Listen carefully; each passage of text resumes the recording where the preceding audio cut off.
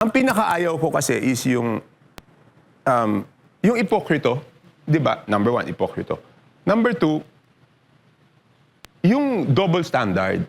Alam mo, yung double standard, ang pananaw ko, ang double standard, dyan nagsisimula lahat ng kalokohan eh. Double standard, iba kami. Iba yung congressman. So, ibig sabihin, congressman, pwede magnakaw. Pero yung ibang tao, bawal lahat kayo.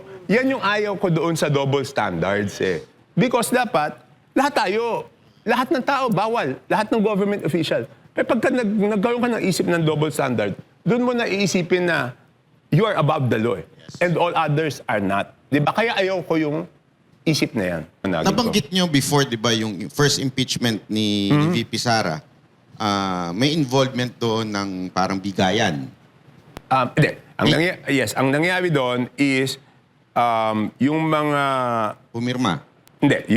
Yung mga nagbebenta, yung grupo nila Saldico nagbebenta ng projects. Okay? So, dahil nagbebenta sila ng projects, sinisingil na sila ng mga contractor kasi na FLR. So, ginamit nila yung mga ibang congressman na para pumirma at ang pinanakot doon is i-hold yung mga AIX, AKAP, TUPAD, MAIP. Yun ang ginawa lang. Siyempre, takot ka nun kasi ano ka eh. Mag-election yun. Mag-election ka eh, di ba? Tsaka yung MAIP talaga ang laki ng tulong nun sa congressman eh. Tsaka doon, lalo na doon sa mga kababayan mo. Pero that was the first impeachment. Yes, yung first.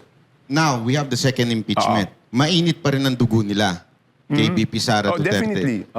Do you think meron pa rin kung ano yung nangyari before, meron pa rin yung nangyayari ngayon? Hindi, okay.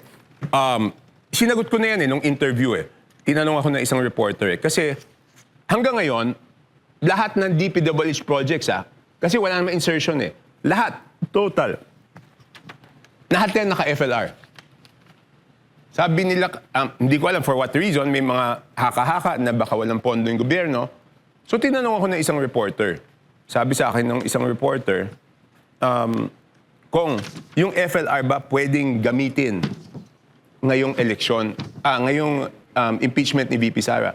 Simple lang yung sagot ko.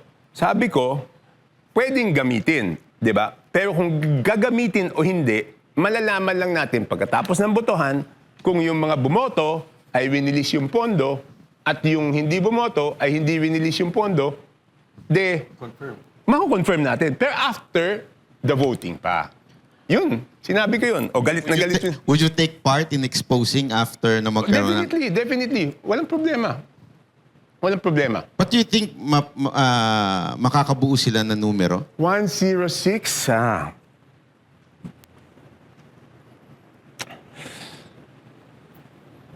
Kasi pag... Okay, ganito lang isip ko. Sa tingin ko, hindi naman nila kayang tanggapin na hindi nila makukuha yung 106. Di ba? So, kahit papano, pipilitin siguro yan. Tingin ko. Pero sa tingin nyo, sinong pumipihit? Sinong may gusto? Sino ang talagang pinuno nitong impeachment na ito? Kasi hindi naman tayo pwedeng maniwala na dahil sa ebidensya. Wala nga silang ebidensya eh. Nag-fishing nga sila ngayon eh. Hindi, yun na nga eh. Di ba, ang statement ko dyan is, nakita ko yung last hearing, bakit, di ba, ang pinipintasan, isa sa mga sinasabi nila is yung SALN. Di ba? Ang sabi ko nga, yung SALN, napaka-ipokrito naman. Di ba yung Congress nga ayaw ilabas yung SALN ng mga congressman, di ba? Tapos hahanapin mo yung kasalanan ng isang tao base sa SALN. Yung mismong Congress ay, ako linabas ko. Linabas ko na sa public nung Pero isa-isahin yung member ng Committee on Justice noon.